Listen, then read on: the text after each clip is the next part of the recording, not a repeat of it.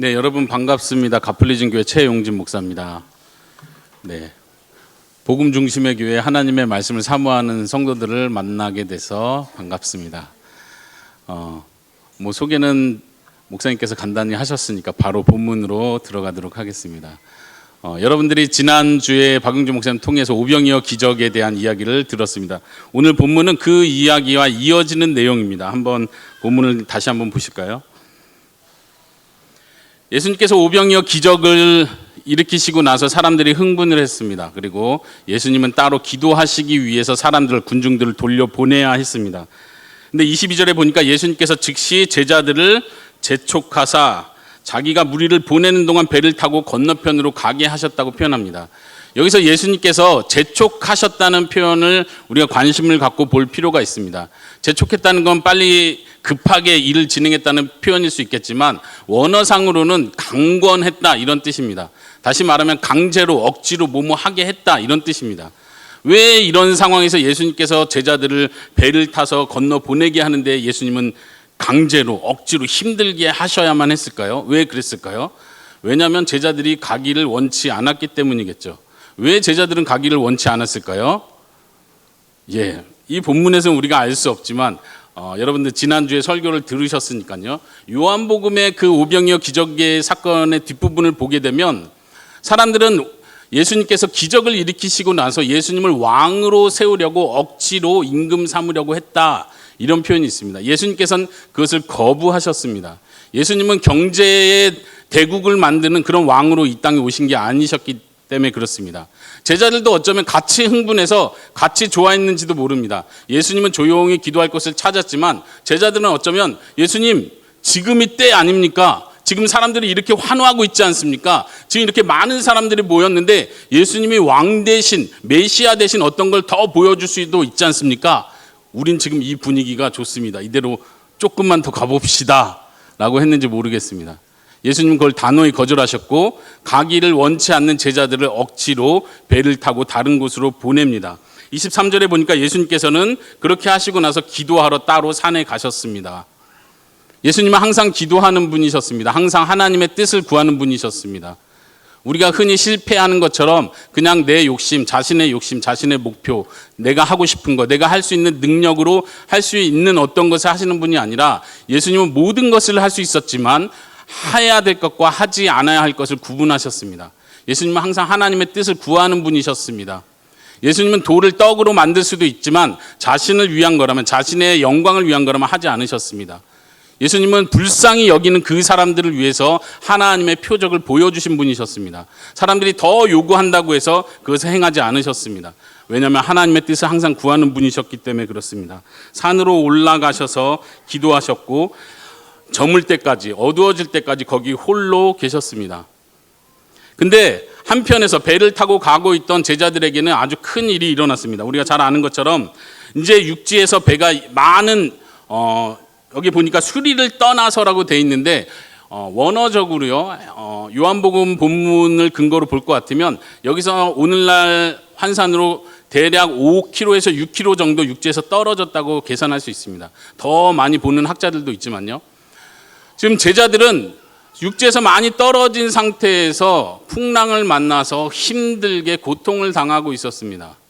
이 상황을 우리가 잘 봐야 되는데요. 예수님은 조용히 혼자 기도하고 계셨고 아마 갈릴리 호숫가에 풍랑이 불었다면 예수님이 계신 그 어딘가에도 분명 바람이 불고 그 느낌을 알 수 있었겠죠. 재밌는 것은 마가복음에서 같은 병행된 사건을 이야기할 때 예수님께서 제자들이 노를 저으며 힘들어하는 것을 보시고 바닷가로 걸어가셨다 이렇게 표현합니다. 어떻게 보시죠? 산이 높아서 보였을까요? 어쨌든 예수님은 최소한 바람이 불고 지금 이 바다가 굉장히 풍랑이 크게 일고 위험한 상황에 있는 걸 감지하셨겠죠. 그리고 영적으로도 그들이 고생하는 걸 보셨다고 우리는 믿습니다. 25절에 보니까 밤 사경에 예수께서, 이 사경이라는 표현은요 새벽 3시부터 6시까지를 가리키는 로마식 시간 표현법입니다. 한번 생각해 보십시오. 예수님과 제자들이 헤어진 시간은 몇 시쯤 됐겠습니까? 저는 최소한 어두워지기 전이라고 봅니다. 예를 들면 4시, 5시가 될 수도 있고 그리고 예수님께서 저물었을 때, 어두워졌을 땐 이미 혼자 산에 계셨기 때문에 그렇죠. 그리고 지금 제자들이 예수님, 무리를 걸어오는 예수님 보는 그 시간은 사경이라고 했기 때문에 새벽 3시에서 6시. 어쨌든 가장 어두울 그때였습니다. 문제는 우리가 생각해 봐야 될 것은 왜 그렇게 오랜 시간 동안 고생하고 있죠? 어부였던 제자들이 있었습니다.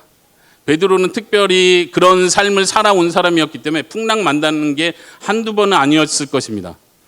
베드로는 충분히 할 수 있었을 것입니다. 제자들이 같이 있었으니까 할 수도 있었겠죠. 빨리 조치를 취할 수도 있었겠죠. 그런데 그 날은 특별히 풍랑이 크게 불었던 것 같습니다. 그들이 감당할 수 없을 정도였습니다.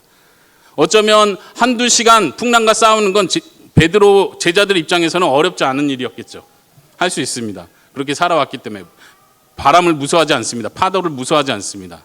4-5시간이 지났을 때 힘듦을 느꼈겠죠. 육체적으로 지침을 느꼈겠죠.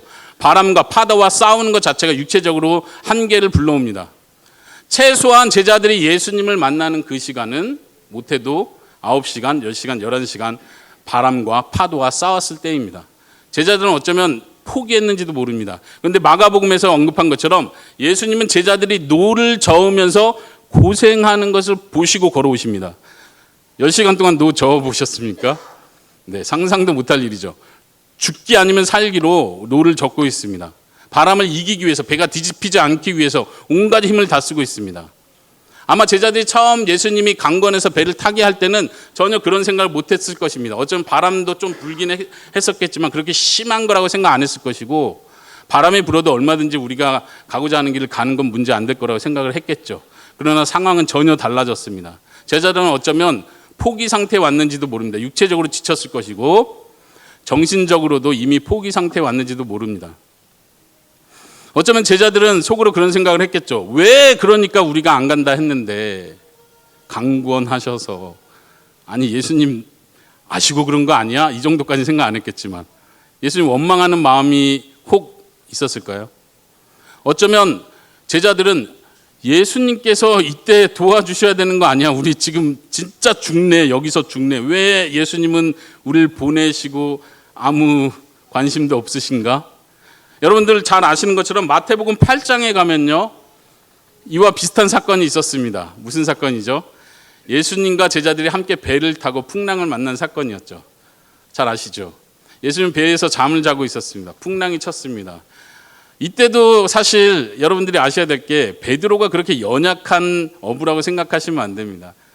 제자들이 연약한 어부들이 아니었습니다. 그들의 삶을 바쳐서 그렇게 살아온 사람이었고 한두 번 풍랑을 만난 게 아닙니다.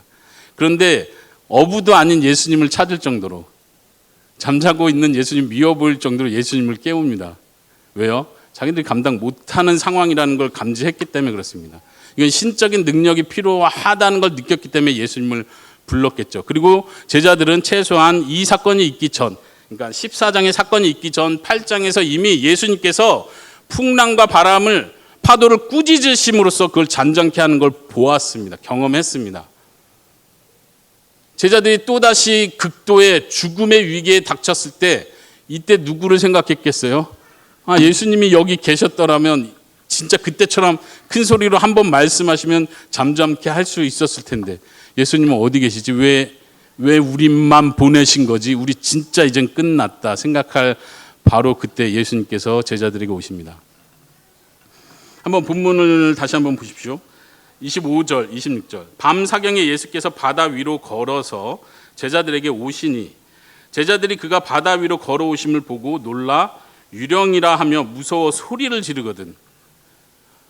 한번 그 상황에 여러분들이 들어갔다고 생각해 보십시오. 지금 풍랑이 엄청 불고 있습니다. 지금 새벽 3시, 4시가 됐는데도 풍랑은 그칠 줄을 모르고 계속 제자들을 위협하고 있습니다. 그런데 저쪽에서 풍랑이 불고 있는 저쪽 끝에서부터 뭔가가 흐리흐리하게 보이기 시작합니다. 아마 비바람 치듯이 막 했기 때문에 아마 제자들이 그게 뭔지 보기가 힘들었겠지만 분명히 뭔가가 걸어오는 걸 보면서 유령이라고 생각합니다. 그냥 생각한 게 아니라 이건 유령이라고 확신을 하는 거예요. 이건 유령일 수밖에 없다고 확신하는 거예요. 사람일 수는 없으니까.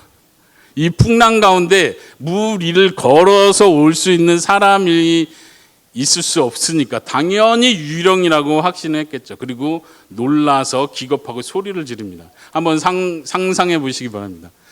풍랑은 엄청 치고 있고 저기서 뭔가가 나타나고 우린 죽을 것 같고 배는 뒤집힐 것 같은 상황에서 뭔가 걸어오고 있습니다. 저건 분명히 유령이다. 지금 풍랑이 무서운 게 아니라 유령이 무서운 거예요. 왜요?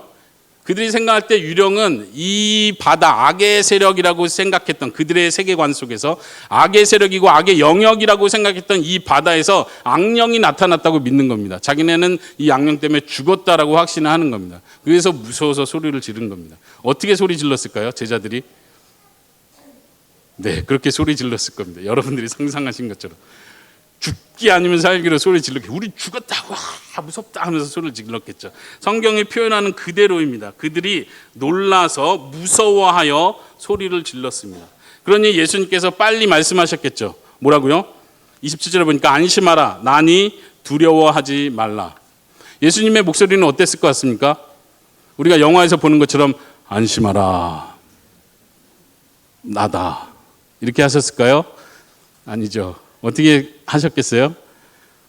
안심해! 나야! 나야! 멀리서 보였겠죠. 예수님이 소리를 질러야 들을 수 있었을 겁니다. 제자들은 예수님이 소리를 질러야 들을 수 있는 그런 상황이었어요. 계속 풍랑은 치고 있습니다.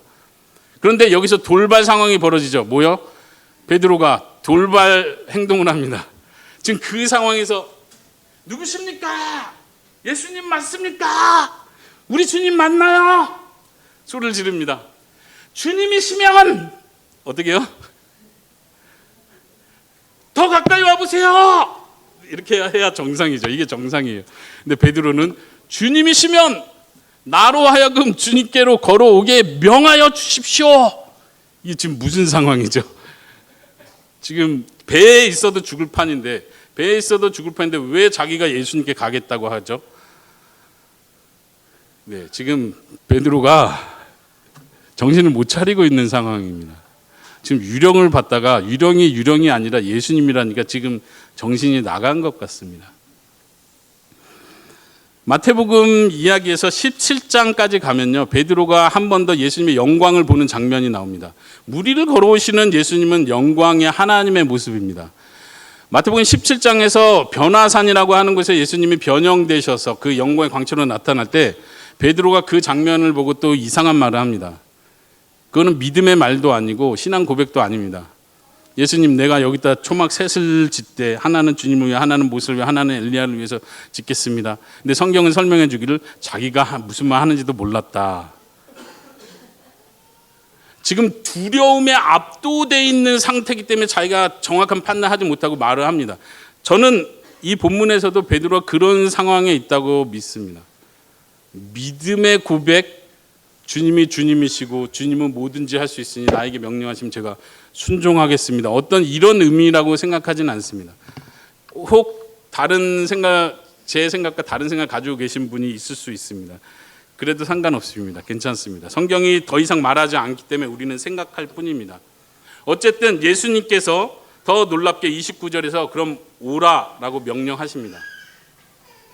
그리고 베드로는 그 오라는 허락을 받고 실제로 행동에 옮깁니다. 지금 생각하셔야 될 건 계속해서 비바람이 불고 있다고 생각하셔야 됩니다. 계속해서 파도가 크게 올라가고 있다고 생각하셔야 됩니다. 제자들이 생각하기에 베드로가 미쳤나? 정신 못 차리네? 저 때려줘야 되는 거 아니야? 이런 상황까지 왔겠죠. 지금 배에 있어도 지금 이게 넘어갈 판인데 여길 걸어가겠다는 생각한다는 것 자체가 제자들 입장에서 이해를 못할 상황이겠죠. 근데 예수님은 오라고 합니다. 그 상황에서조차. 그리고 베드로는 이런 표현을 써도 될지 모르겠습니다. 믿음으로 그 물 위를 걸어갑니다. 베드로는 물 위를 걸은 최초의 사람입니다. 맞습니까? 예, 예수님을 포함해서 예수님은 진짜 사람이셨고 진짜 하나님이셨기 때문에 예수님 그 다음 처음으로 물 위를 걸은 사람이라고 할 수 있겠죠. 제가 유튜브로 한번 검색해 봤습니다. 물 위를 걸은 사람 이렇게 검색해 봤더니 진짜로 물 위를 걸은 사람이 영상에 나오더라고요. 수영장이었는데요. 사람들이 이렇게 수영 이렇게 막 하고 있는데 물 위를 이렇게 한 걸음 한 걸음 걷더라고요. 네, 이제 뭐 카메라 편집이 아니라는 걸 보여주기 위해서 수영하던 사람들이 가까이 와서 이 사람 걸어가는 발 위로 이렇게 신기하다 막 이렇게 하고 이분이 이렇게 동전도 막 떨어뜨리면서 바닥에 아무것도 없다는 걸 보여주기 위해서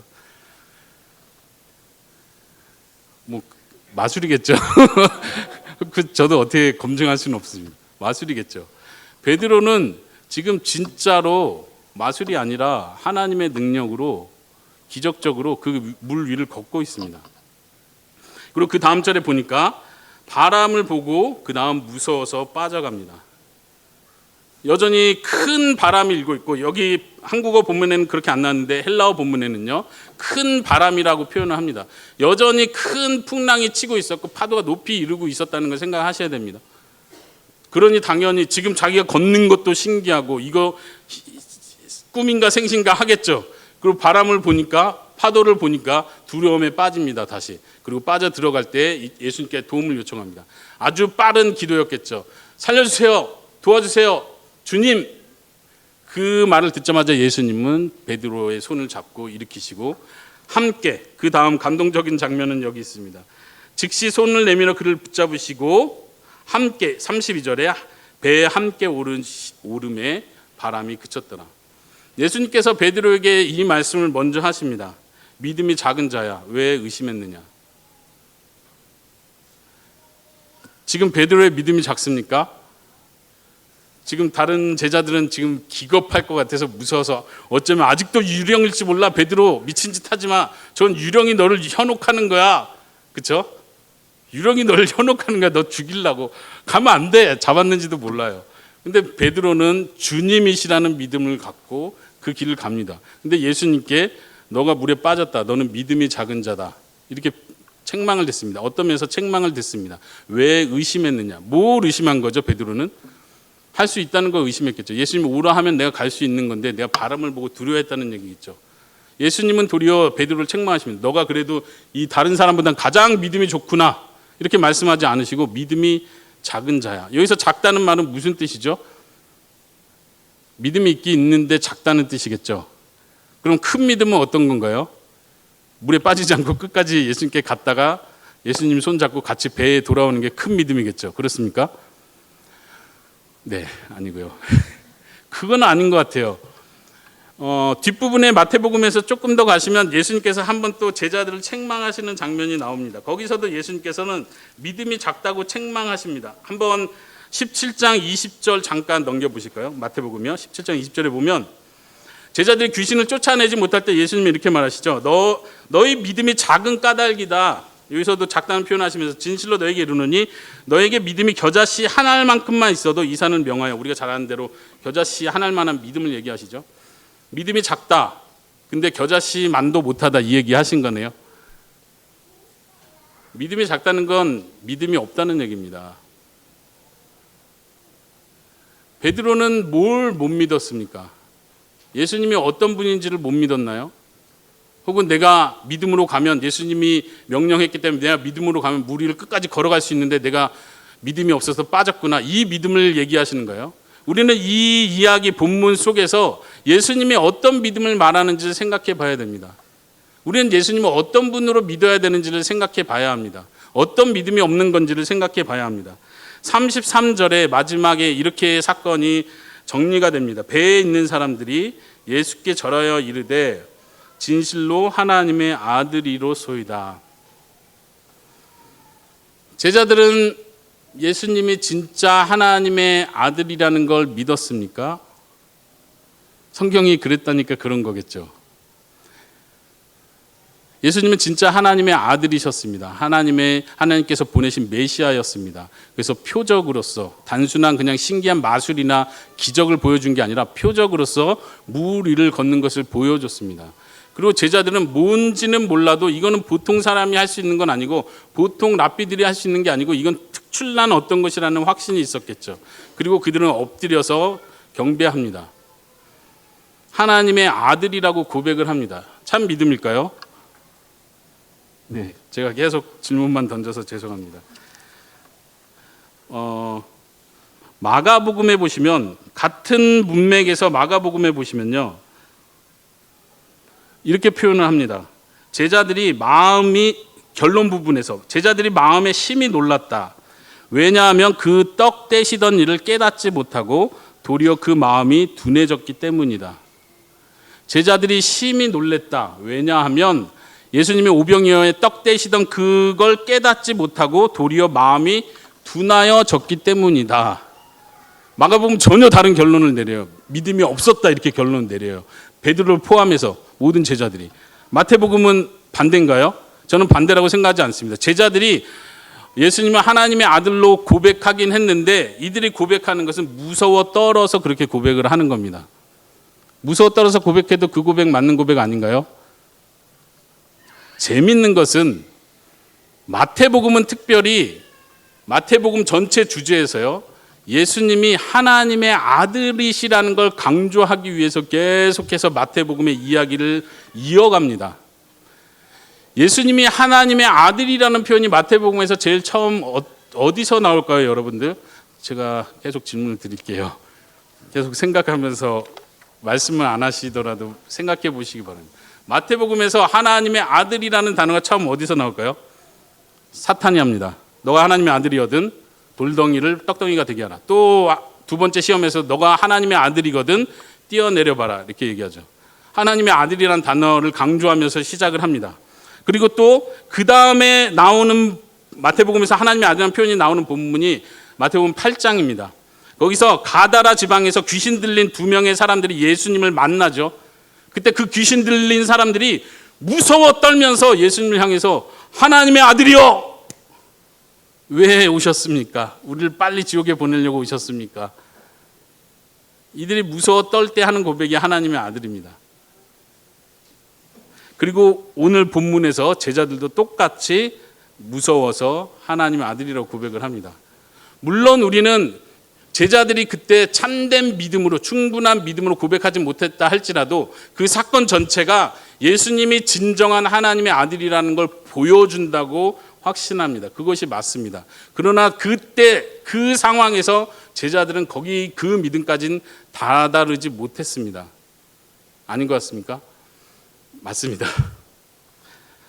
그 다음에 하나님의 아들이란 고백이 나오는 것이 우리가 잘 아는 마태복음 16장 16절 예수님께서 물어보시죠.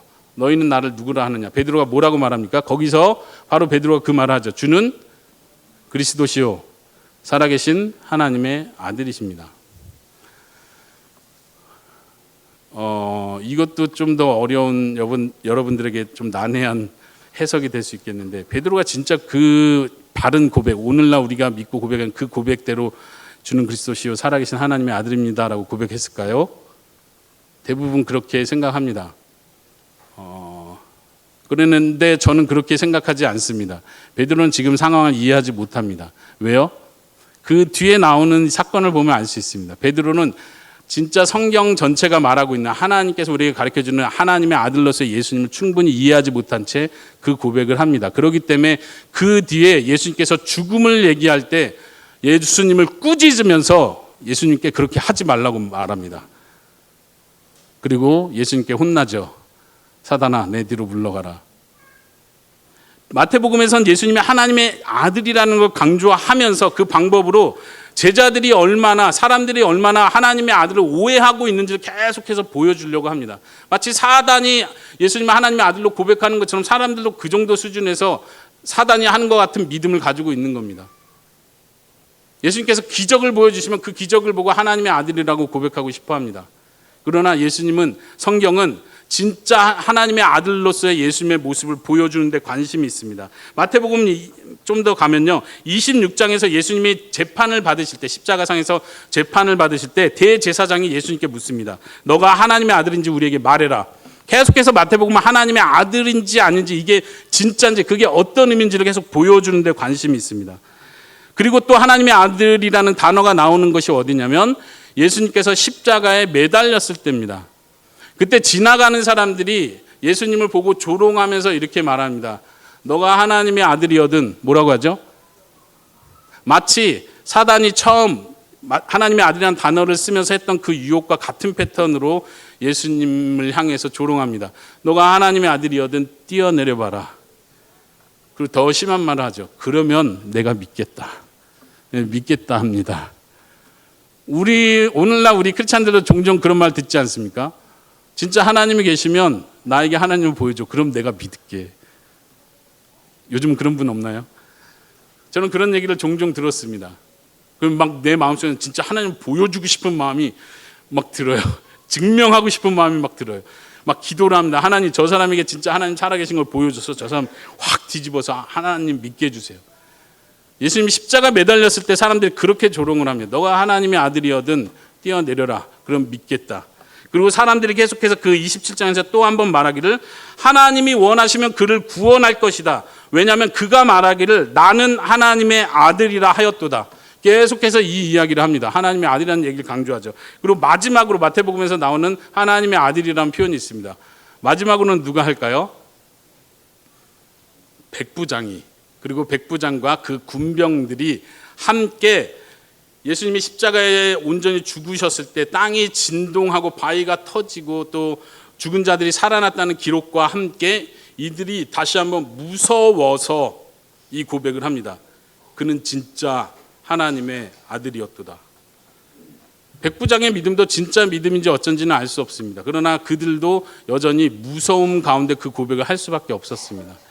제자들이 예수님이 걸어오는 걸 보면서 예수님을 향해서 엎드려 절합니다. 진실로 하나님의 아들이십니다. 이게 참 믿음의 고백이면 좋겠습니다. 우리가 예수님의 이야기를 들으면서 예수님을 알아갈수록 진짜로 이 고백이 우리의 참된 고백이 될 수 있기를 바랍니다. 그런데 제자들은 그렇지 못했던 것 같습니다. 그 당시 하나님의 아들이라는 표현은 오늘날 우리가 신학적인 의미에서 우리가 신앙 고백으로서 하나님의 아들을 고백하는 것과는 좀 다른 개념으로서 하나님의 아들을 표현합니다.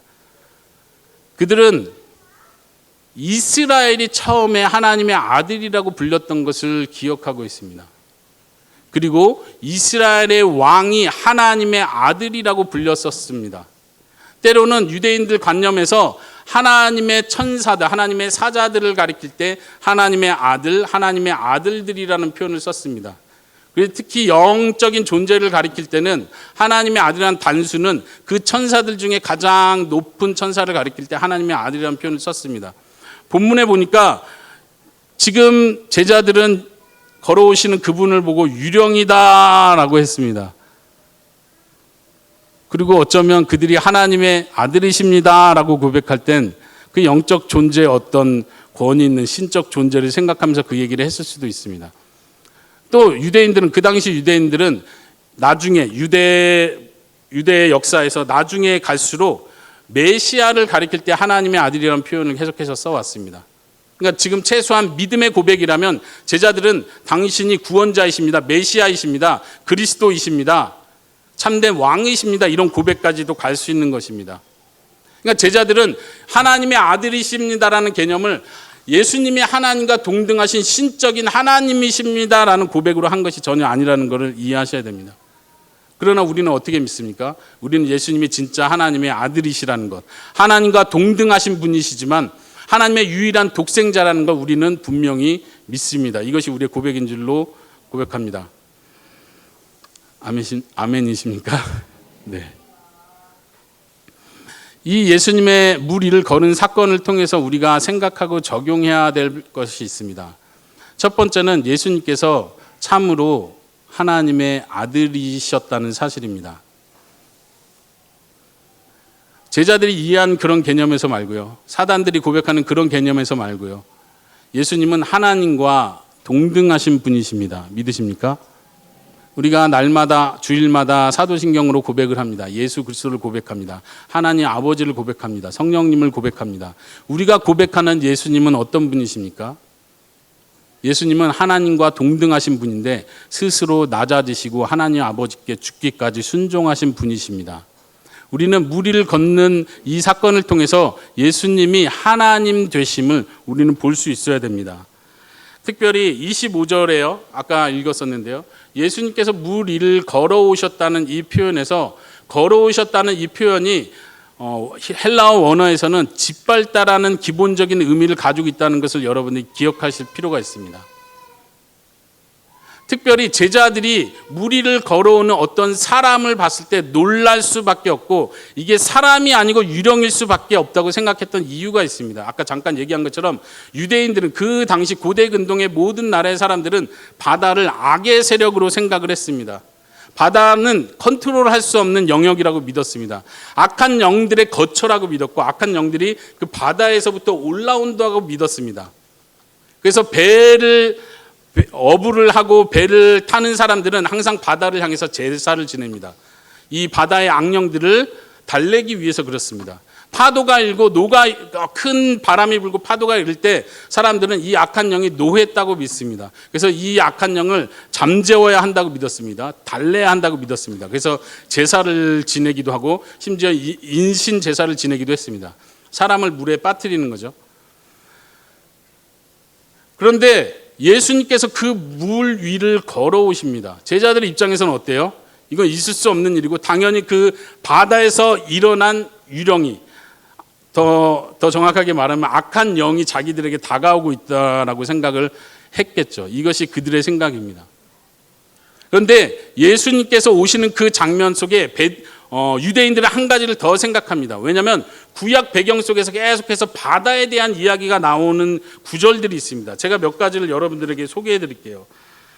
욥기서에 보면요, 욥이 신앙을 고백하면서 이런 고백을 합니다. 제가 한번 몇 절을 읽어드리겠습니다. 잘 들어보십시오.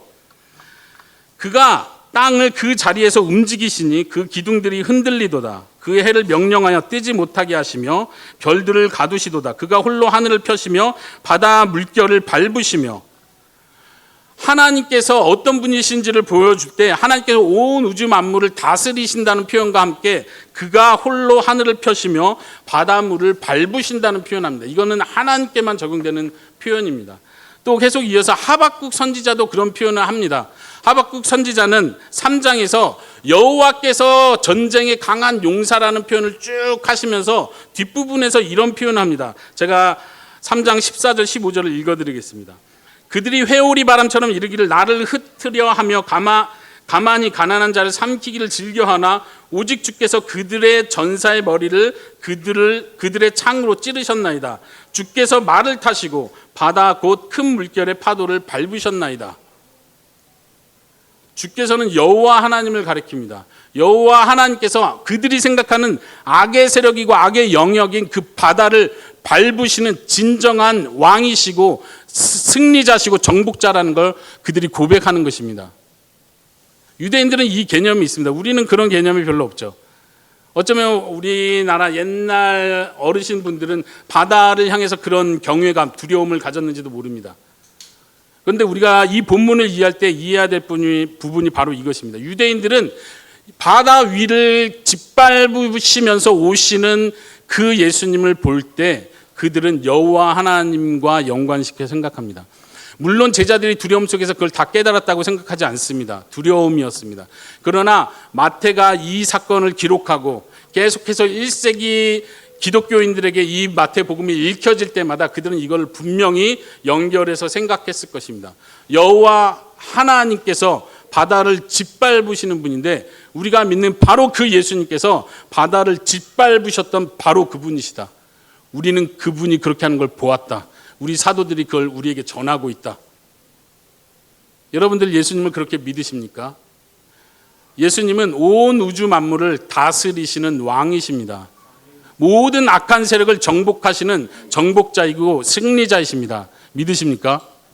예수님께서 바다 위를 밟으셨다는 건 심판을 의미합니다. 다스리시고 심판한다는 것을 의미합니다. 모든 악한 세력을 자신의 발 아래 두셨다는 걸 보여주는 것입니다. 요한계시록 10장에 보면 힘센 천사가 등장하는 장면이 나옵니다. 그 힘센 천사가 한 발은 땅을 내딛고 한 발은 바다를 디딛고 서 있다고 표현을 합니다. 그것은 그 땅과 바다를 정복하고 있다는 걸 보여줍니다. 그리고 그 천사가 외쳐 이르기를 여호와 하나님을 찬양합니다. 하나님께서 모든 땅과 바다를 정복하시는 하나님이라는 것을 보여주는 것입니다. 재미있는 것은요, 요한계시록 21장에 보면 한번 그 부분 잠깐 찾아볼까요? 요한계시록 21장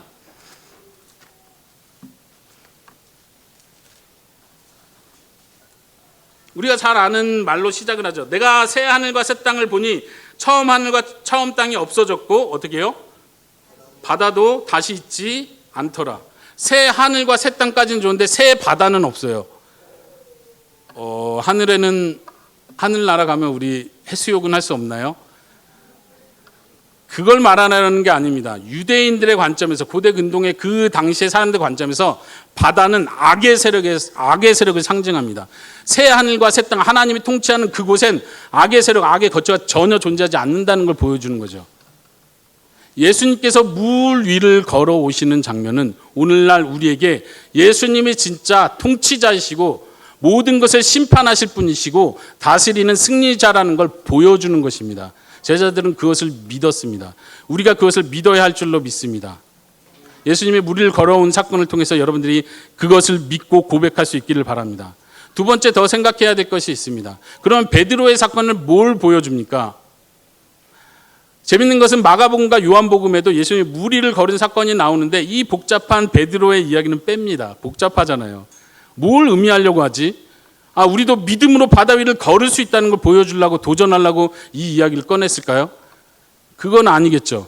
베드로가 대단한 수제자였다는 걸 보여주려고 마태가 이걸 기록했을까요? 그건 아니죠. 예수 그리스도를 나타내는 게, 예수님이 하나님의 아들이라는 걸 보여주는 게 마태의 목적입니다. 그래서 베드로 이야기도 넣습니다. 어떻게 베드로 이야기가 예수님이 하나님의 아들이시고 진짜 메시아라는 걸 보여주는데 일조할 수 있죠? 우리는 이 본문을 많이 오해해서 마치 이 본문을 읽을 때마다 나도 믿음으로 물 위를 걷는 모험과 믿음의 고백을 도전해야 한다. 자꾸 이렇게 가려고 합니다. 너무 그렇게 가지 마십시오. 우리는 물 위를 걸을 필요가 없습니다. 그 기적이 꼭 우리에게 필요한 게 아니고 그 기적으로 우리의 믿음을 증명하는 것도 아닙니다. 베드로가 그때 실패하고 나서 날마다 밤마다 바람 불 때마다 풍랑일 때마다 갈릴리 호숫가 가서 옛날을 회상하면서 나 다시 도전해 볼 거야. 주님 믿음을 주세요. 큰 믿음을 주세요. 이랬을까요? 아니죠. 베드로에게 필요한 믿음은 물 위를 걷는 믿음이 더 이상 필요한 게 아니었습니다. 예수님 믿음이 없다고 책망하셨지만 너가 나중에 믿음이 커지면 이제 물 위를 걷게 될 거야. 이걸 가르쳐 주려고 한 것도 아니었습니다. 예수님께서 요구하시는 믿음이 있습니다. 그게 뭐예요? 내가 진짜 하나님의 아들이다. 내가 이 표적을 통해서 내가 하나님 됨을 너희들에게 보여줬다. 너에게 필요한 믿음은 바로 이 믿음이다.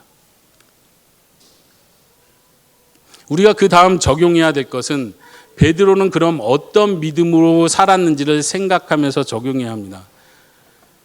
우리가 잘못 적용하고 오해하는 것처럼 오늘날 우리가 베드로도 믿음으로 첫 발을 내딛어서 그래도 짧지만 물 위를 걸었으니 우리도 우리가 살아가면서 믿음을 동원해서 기적을 일으키고 하나님의 역사를 경험하는 삶을 살아야 돼라는 적용을 하는 게 아니란 얘기입니다. 만약 여러분들이 그렇게 도전을 듣고 설교를 들으셨다면 다시 생각해 보시기 바랍니다. 베드로는 그렇게 자기의 삶 속에서 이 본문을 그렇게 적용하지 않았습니다. 직접 경험한 베드로는 본문을 그렇게 적용하지 않았습니다. 베드로는 어떻게 적용했나요? 예수님이 물 위를 걸으신 참 하나님이심을 감사합니다. 예수님이 통치자이심을 믿습니다. 모든 것을 다스리시고 최후의 심판날 모든 것을 심판하시는 그 하나님이라는 걸 내가 믿고 확신했습니다. 나는 물 위를 걷는 걸 실패했습니다. 그게 당연합니다. 왜요? 나는 사람이기 때문입니다. 난 물 위를 걷지 못해도 괜찮습니다. 왜요? 나는 하나님이 아니기 때문입니다. 그러나 당신은 물 위를 걸으시고 바다를 평정하시는 분이십니다. 왜요? 당신은 하나님이시기 때문에 그렇습니다. 그리고 베드로는 그 믿음을 가지고 고난의 삶을 살았습니다. 믿으십니까? 베드로가 적용한 건 고난의 삶을 사는 것이었습니다. 왜 고난의 삶을 사는 쪽으로 적용이 되죠?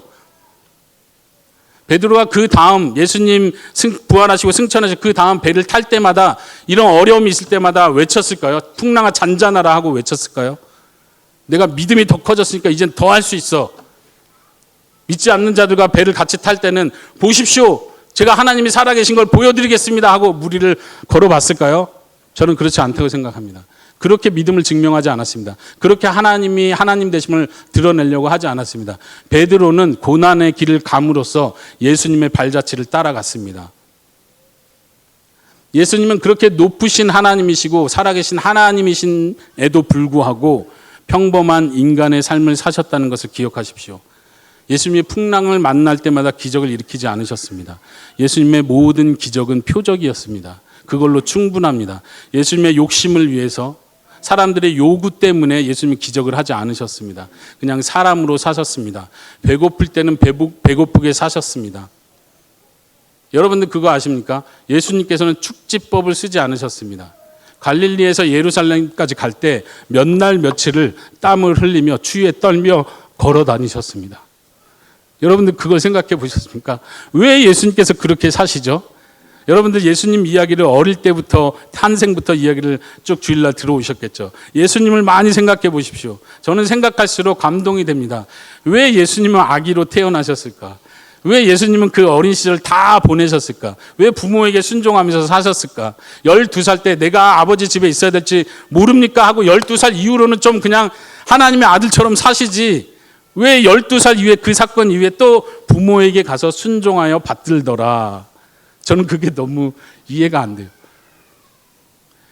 예수님은 3년 공생애를 사실 때도 그대로 사람으로 사셨다는 걸 기억하십시오. 십자가에서 사람들은 조롱합니다. 너가 하나님의 아들이냐? 너가 다른 사람 고치고 너는 구원 못하냐? 예수님은 왜 그렇게 연약한 사람으로 사셨습니까? 우리를 구원하시기 위해서 그렇습니다. 더 크게는 하나님의 뜻에 순종하기 위해서 그렇습니다. 하나님의 뜻은 바로 그것이었습니다. 오늘날 우리를 향한 하나님의 뜻은 무엇입니까? 바다 위를 걷는 것입니까? 베드로는 실패했지만 우리는 성공합시다. 우리는 더 큰 믿음을 키워서 바다 위를 걸어봅시다. 우리가 바다 위를 걸을 때 세상은 우리를 보고 하나님이 살아계신 걸 믿고 믿음을 고백하고 돌아올 것입니다. 그렇게 생각하십니까? 아니요. 제자들은 환난을 당할 때 환난 당하는 걸 기뻐했습니다. 야고보서는 너희가 시험을 만나거든 놀라지 말라. 이건 당연한 것이다. 불시험이 있을 때 기뻐하라. 우리를 향한 하나님의 뜻은 이 땅에 살면서 고난의 길, 순종의 길, 하나님의 뜻을 구하며 사는 길입니다. 아까 마태복음에서 하나님의 아들이라는 강조가 계속 나온다고 했었는데요.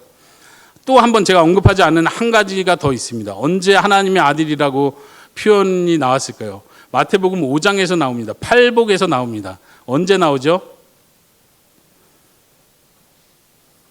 화평케 하는 자는 복이 있나니 저희가 하나님의 아들이라 일컬을 것이요. 여기서 하나님의 아들이라는 큰 중요한 마태복음의 주제에서 우리도 하나님의 아들이 될 수 있다는 걸 말하네요. 무리를 걷는 자가 하나님의 아들이라 일컬음 받는 게 아니라 화평케 하는 자가 하나님의 아들이라 일컬음을 받는다는 것을 기억하십시오. 어떻게 화평케 할까요? 여기 회사 안에 문제가 있습니다. 가정 안에 문제가 있습니다. 어떻게 화평케 할까요? 기도해야죠. 믿음으로 선포해야죠. 악한 영들아 떠나갈지어다. 싸우고 미워하는 영들아 떠나갈지어다. 악한 사람들, 나쁜 사람들 이 회사에서 다 나갈지어다. 이 변화되지 않는 남편 변할지어다 막 이렇게 선포해야죠. 화평케 하는 거는요 그렇게 하지 않습니다. 예수님은 어떻게 화평케 하셨습니까? 십자가의 죽으심으로 화평케 하셨습니다. 여러분들이 회사에서 화평케 하는 자가 되려면 희생해야 됩니다. 여러분들이 가정에서 화평케 하는 자가 되려면 희생해야 됩니다. 그 희생이 있을 때 여러분들은 하나님의 아들이라 일컬음을 받을 것입니다. 우리 같이 기도하도록 하겠습니다. 예수님께서 하나님 되심을 감사합니다. 예수님께서 이 모든 상황을 알고 계시고 통치하심을 믿습니다. 하나님, 이 믿음으로 내가 고난의 길을 가게 해주세요. 기적을 일으키고 특별한 변화가 일어나서 하나님께 영광 돌리는 게 아니라 하나님, 내가 순종하고 낮아지고 희생함으로써 하나님께 영광을 돌리는 삶을 살게 해주세요. 이렇게 같이 기도하도록 하겠습니다.